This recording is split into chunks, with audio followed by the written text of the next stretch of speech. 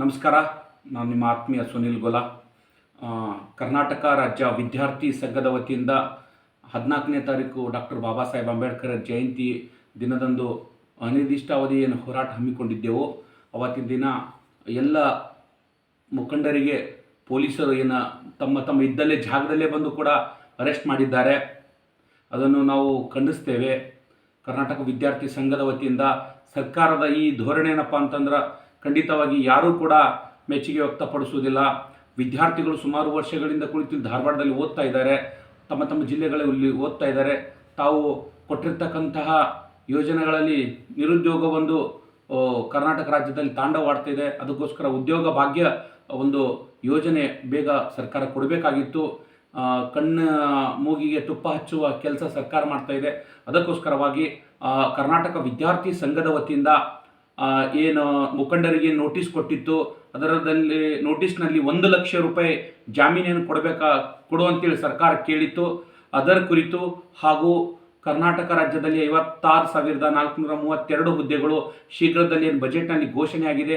ಅದರ ಕುರಿತು ನೇಮಕಾತಿ ಶೀಘ್ರದಲ್ಲಿ ಮಾಡುವ ಕುರಿತು ಹಾಗೂ ವಿದ್ಯಾರ್ಥಿಗಳಿಗೆ ಸಂಬಂಧಪಟ್ಟಂತಹ KPSC ಅಕ್ರಮ ಆಗಿರ್ಬೋದು, ಹಲವಾರು ಈ ಧಾರವಾಡದಲ್ಲಿ ಘೋಷಣೆ ಆಗಿರ್ತಕ್ಕಂತಹ ಇಂದಿರಾ ಕ್ಯಾಂಟೀನ್ ಆಗಿರ್ಬೋದು, ಹಾಗೆ ವಿದ್ಯಾರ್ಥಿಗಳಿಗೆ ಸಂಬಂಧಪಟ್ಟಿರ್ತಕ್ಕಂತಹ ಹಲವಾರು ಒಂದು ಬೇಡಿಕೆಗಳನ್ನು ನಾಳೆ ದಿನ 18/4/2026 ಶ್ರೀಯುತ DC ಮೇಡಮ್ ಅವರಿಗೆ ಭೇಟಿಯಾಗಿ ಸುವಿಸ್ತಾರವಾಗಿ ಚರ್ಚೆ ಮಾಡಿ ನಮ್ಮ ಮೇಲೇನು ಹಾಕಿರ್ತಕ್ಕಂಥ ಕೇಸುಗಳನ್ನು ಮರಳಿ ತೆಗೆದುಕೊಂಡು ಮತ್ತೆ ನಮಗೆ ಅನಿರ್ದಿಷ್ಟಾವಧಿ ಹೋರಾಟದ ಕುರಿತು DC ಆಫೀಸಲ್ಲಿ ಎದುರುಗಡೆ ನಾವು ಪರ್ಮಿಷನ್ ಕೇಳ್ತಾ ಇದ್ದೀವಿ. ಹಾಗೂ ಹಲವಾರು ಬೇಡಿಕೆಗಳೊಂದಿಗೆ ಸರ್ಕಾರಕ್ಕೆ ಒಂದು ಮನವಿ ಪತ್ರ ಸಲ್ಲಿಸಿ ನಂತರವಾಗಿ ನಾಳೆ ದಿನ ಚರ್ಚೆ ನಡೆಯಲಿದೆ. ಹೆಚ್ಚಿನ ಸಂಖ್ಯೆಯಲ್ಲಿ ಎಲ್ಲ ವಿದ್ಯಾರ್ಥಿಗಳು ಆ ಒಂದು ಕಾರ್ಯಕ್ರಮದಲ್ಲಿ ನಾಳೆ ದಿನ 2:00 ಮಧ್ಯಾಹ್ನ 2:00 ತಾವೆಲ್ಲರೂ ದಯವಿಟ್ಟು ಭಾಗಿಯಾಗಬೇಕಂತ ತಮ್ಮಲ್ಲಿ ಕಳಕಳಿಯಿಂದ ಕೇಳಿಕೊಳ್ಳುತ್ತೇನೆ. ಇದು ನಮ್ಮ ಹಕ್ಕು, ನಾವು ಪಡೆದುಕೊಳ್ಳೋಣ.